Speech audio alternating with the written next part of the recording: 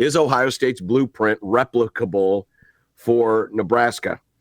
A lot of folks have been, this has been the story since the beginning of the season. That's why Ohio State was the preseason favorite. They went out and got themselves a $20 million roster. They went out and they aggressively got in the portal, and they got their running back, got their quarterback, got guys in the secondary. I mean, they spent the money, and they had the most talented, and they kept their guys too. They kept some of the guys too that maybe they were afraid could get away. Yep. And so they basically did what Michigan did and put it on steroids, because Michigan also spent a lot the year before in the portal to keep their guys. They didn't really go out and get a lot of new guys, but they spent a lot because they had so many experienced, good players. But Ohio State did the same thing and then went out and accentuated, got another quarterback, got Judkins. They went out and they decided to spend. And so now, naturally everyone's going to say, well, this is the way you got to do it. This is the way you got to do it. And I guess if we're going to bring this first initially to Nebraska, let's just say we're just talking Nebraska here. Could Nebraska go out and build themselves a $20 million roster? Well, the first question you ask is, do they have the $20 million to spend on the $20 million roster? Is the NIL effort good enough to do that? Right now, they're probably not. They're not at that level. Could they get there? Sure. Do they want to get there? Do they want to get there? That's a good question. You always talk about the frugality of this place and kind of the pride that people take in not spending that type of money. So right. That would be a question that I would ask. Would they want to actually, spend that kind of coin on a roster? And then if they do, could they? Those two questions kind of go together. But this is a little different because when we talked about the frugality, it was about their budgetary bottom line. They, meaning the university's budgetary bottom line. The NIL money is not their budgetary bottom line. They are going to participate, as all other schools are. Not all other schools, but most other schools are, in revenue sharing, but that's capped. Yeah. Right? Yeah. So there's a cap on that. The NIL side of it is different in that if you get the money and the people show the demand of, we want you to go out and buy the best players we can get. If all of a sudden there is this, great effort, this wave of momentum across the state saying, man, look at what Ohio State did. We could do the same thing. And they went out and they raised that kind of money to build that kind of roster. Could they do it? Maybe. Here's where I would caution folks into thinking that just because you have it doesn't mean you'll get it. Because I think there's a couple of things here. A, yes, you've got to have the money. You got to be willing to spend it. But then there's the proof of concept. I don't think just any team can say, hey, we got $20 million. We're going to go out and get us a $20 million roster. Because not everybody is necessarily going to follow the dollars. Because they also want to go to a place where they think they can win. Quinshon Judkins is a great example of that. He was at Ole Miss, a program that probably has a pretty good NIL collective and probably has some money to burn. But one of the things he said was, I want to win a national championship. And this is the place where I could do it. And so, yeah, they spent money on Quinshon Judkins, but Judkins also wanted to make sure he was going to he wasn't just going for the money, he was also going to a place that could win a title. So I think for Nebraska, I think the first thing, if we can assume that the money is there, which is a big assumption, I get it. But let's just assume, for the argument's sake, the money is there.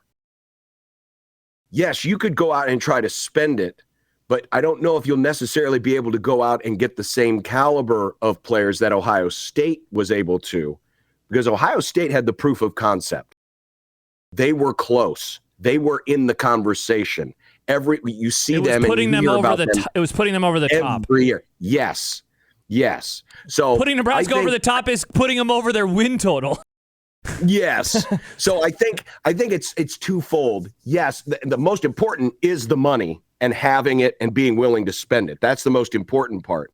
But for it to carry you to a higher plane as Ohio State, I think you have to be in position to get the attention of the types of players that you need to win a national championship. So I think Nebraska they definitely need to get above that 7.5 win total and show that they're serious and show that they've got some success.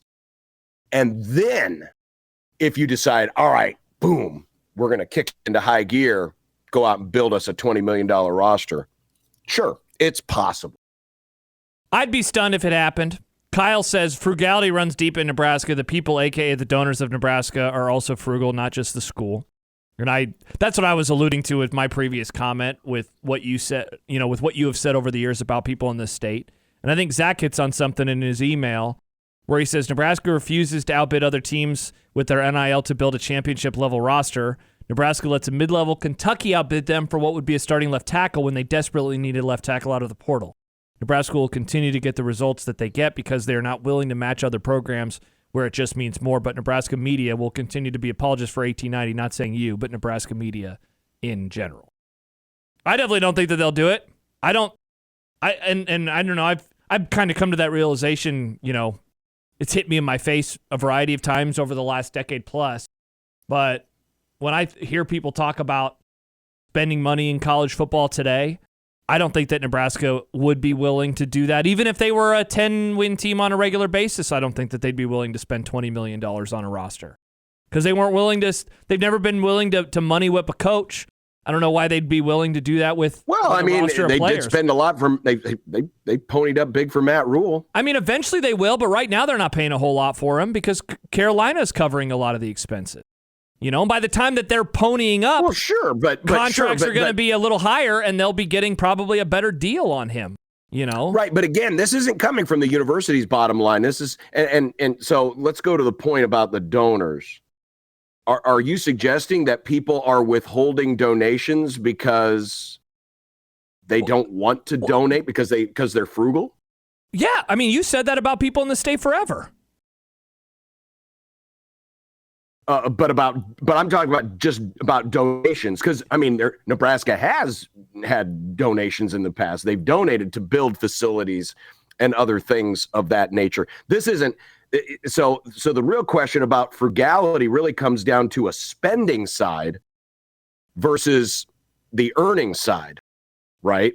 Let's say they brought in enough money to spend it. The frugality comes in. Are you willing to spend it? Mm-hmm. Right. And that's, again, I'm left to assume here because we don't have a lot of hard and fast data on this stuff. As much as this is in the open, it's also behind the scenes. We don't have a lot of,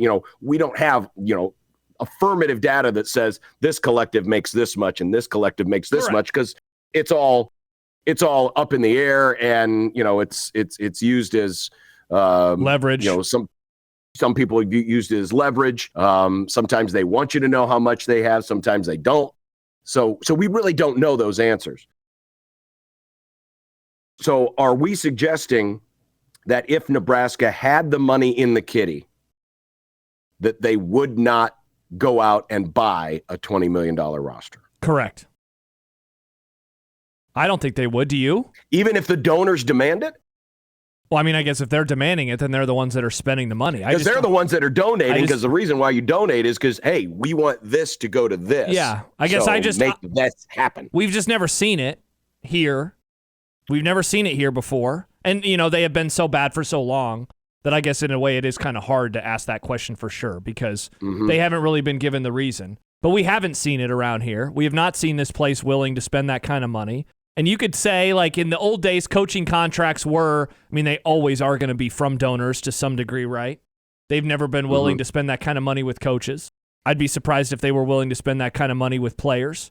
On the other hand, we got a text from somebody from the 402 that says, imagine having money to give to a charity and deciding that it should be to help the football team get a player, the definition of a horrible and clueless person. Well, those horrible and clueless people just helped Ohio State get a national championship for the first time in 10 years. And I'm guessing that they woke up today feeling really, really good about the way that they spent their money, because it is indeed their money after all, and that's what they demanded of their program. And that's the other part of this, and this is why, and now maybe we can broaden out a little bit and just look at this holistically versus just, hey, can Nebraska do this? How many other schools are going to do this, and how sustainable is this? Is Ohio State always going to go out and try to build them a $20 million roster? And this is where things get more interesting, because you're relying on donors and you're relying on NIL, and it's not coming from your salary, if you will. At some point, people who donate big want to get a return on investment that is big.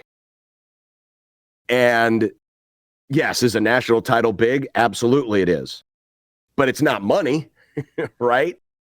And so I wonder how sustainable in general this model is, how much longer, and we're still in the very early stages of this. We're only a few years into this, right?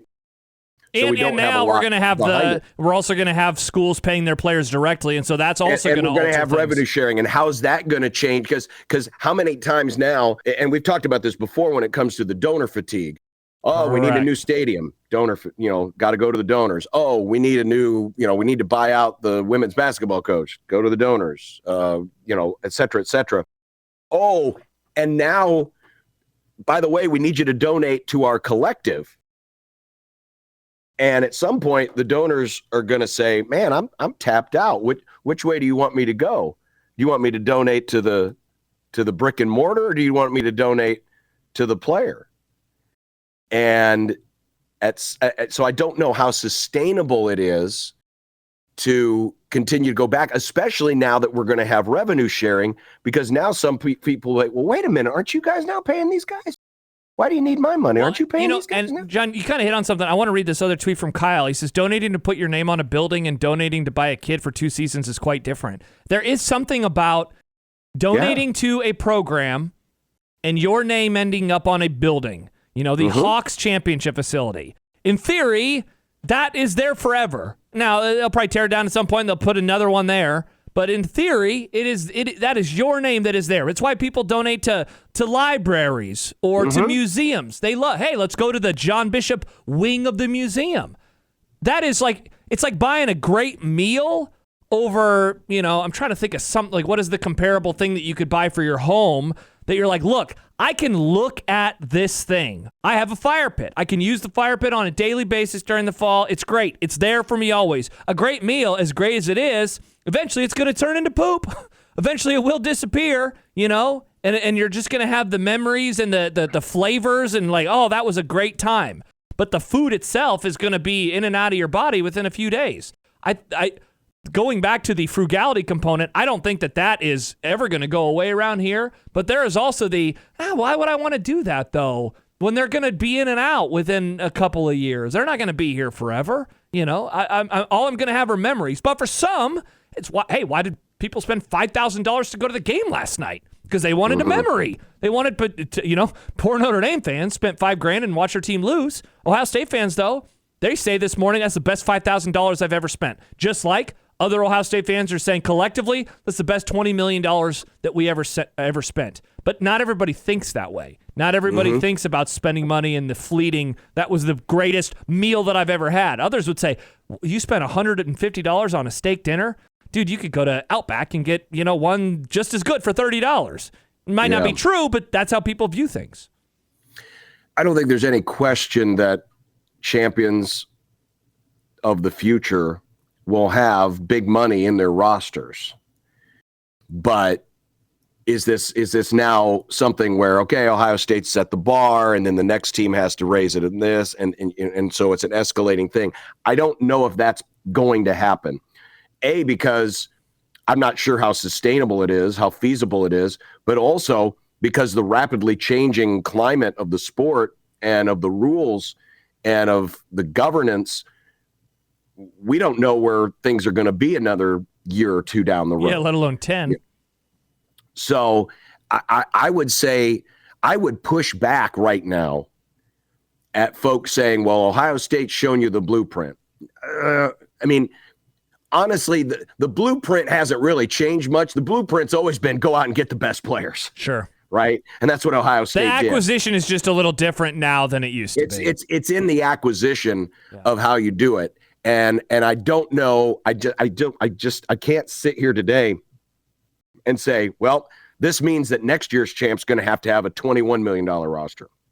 And the champ after that's going to have $22 million roster, and so on. I don't know if it's going to work that way or not, just because there's so many other dynamics that are changing. And at some point, a lot of this is going to come to a head, both locally and nationally when it comes to NIL. Because, again, you're going to run into donors who are like, man, I'm tapped out. How much more? I mean, because imagine. And that goes back to the building thing. I already gave you $20 million to the building. Why am I giving that to the roster? The building thing there is permanent. Correct. The building thing there, it's permanent. In the ground. It's there. It doesn't change. It does something. But imagine you're, school X and you're the donor and you've been donating every year. You said, you know what? I don't need my name on a building. I want one win me a national championship. And you go and you donate, we'll just say $1 million every year to NIL. Say, go out and get me a good quarterback. Go get me a football player.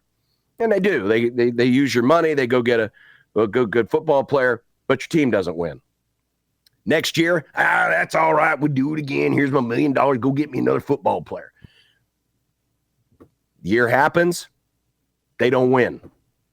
And then it happens a third time, and it happens a fourth time, because not everybody can win the title.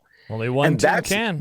That's a different level of donor fatigue, because then all of a sudden you're 5 years in, you're like, man, I've donated $5 million a year. That's $5 million. I don't got a building. I've got nothing to show for it. And all I got is, some kid who come in, he played 1 year, and then he's off to the NFL, or he transferred to another school. And that's when you wonder about how some of these big money donors are going to look going, well, what am I getting back in return? The bigger the ask, the bigger the demand.